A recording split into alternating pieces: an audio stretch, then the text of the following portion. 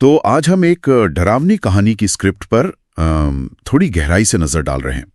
शीर्षक है बंद कमरे का रहस्य। ये एक नैरेटिव पॉडकास्ट के अंदाज में लिखी गई है। मतलब इसमें रहस्य है, धीरे धीरे बढ़ता हुआ तनाव, और कोशिश की गई है कि कहानी एकदम असली लगे। हाँ, ये आजकल काफी चल रहा है नैरेटिव पॉडकास्ट वाला स्टाइल। देखते हैं इसमें क्या है। तो कहानी शुरू होती है 2018 में। एक लड़का है ऋषभ।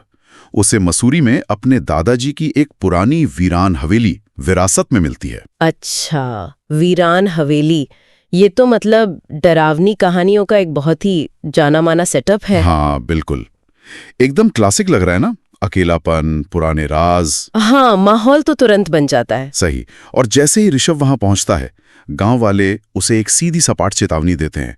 कहते हैं, देखो, तीसरी मंजिल पर एक कमरा है, उसे कभी मत खोलना। वर्जित कमरा, फॉरबिडन रूम। हाँ, और दिलचस्प बात यह है कि दरवाजे पर कोई ताला वाला नहीं था, बल्कि उसे कीलों से ठोककर बंद किया गया था। ओहो, कीलों से। ये तो ताले से भी ज्यादा अजीब और अशुभ लगता है ना? जैसे किसी चीज को हमेशा के लिए बंद करने की कोशिश हो।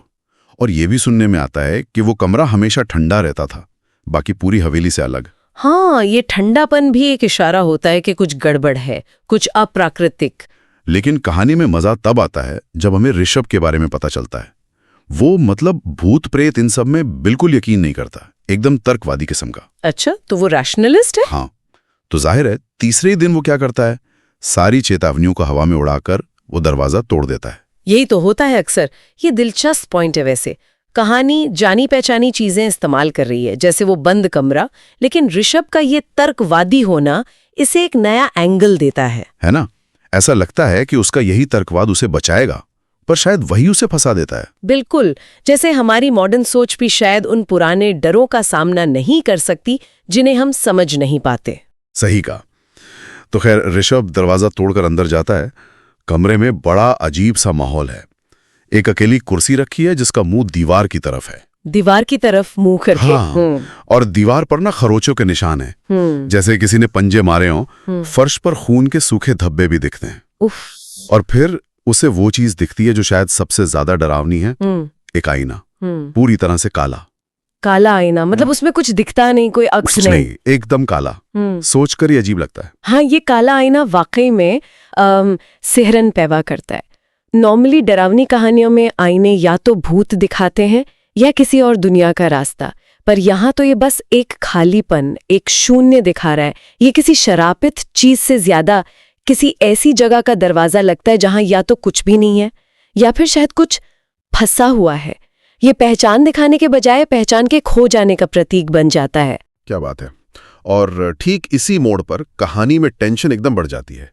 जैसे ही ऋषभ मुड़ने लगता है, वो देखता है कि दरवाजा है ही नहीं, गायब हो गया है। ओहो, दरवाजा गायब? हाँ, और ठीक उसी पल उसे अपने पीछे से कुर्सी के खिसकने की आवाज आती है। बाप रे, ये तो मतलब अब बाहरी खतरे से ज्यादा अंदरूनी डर वाली बात हो गई, फंस जाने वाली फीलिंग। ये मनोवैज्ञानिक आतंक है। बिल्कुल।